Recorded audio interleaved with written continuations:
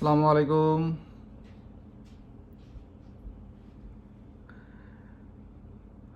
বাংলাদেশে আমরা বর্ষার মধ্যে কি করি?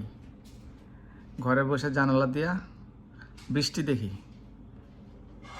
আর কানাডাতে ঘরে বসে আমরা স্নো দেখি। দেখেন, স্নো পরে গাছের চেহারাই বদলে গেছে। পুরো গাছে মনে হচ্ছে কি সাদা পাতা বা সাদা ফুল, এরকম, তাই না? আসলে কি এটা সাদা পাতা বা কোনো সাদা ফুল না, এটা হচ্ছে গাছের প্রতি স্তরে স্তরে পাতায় পাতায় স্নো জমে গাছের চেহারা চেঞ্জ হয়ে গেছে, কালারই চেঞ্জ হয়ে গেছে। এটা হচ্ছে আমাদের বাসা থেকে বাইরের দৃশ্য। পুরা টরন্টোতে এখন, শুধু টরন্টো না, কানাডার অধিকাংশ শহরেই এই যে স্নোফল শুরু হয়ে গেছে।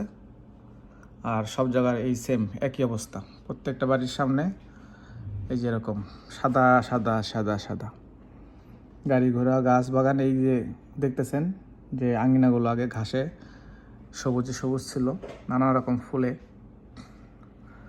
সুন্দর ছিল, এখন সেগুলো সব ঢাকা পড়ে গেছে বরফের নিচে। কি একটা অবস্থা, তাই না?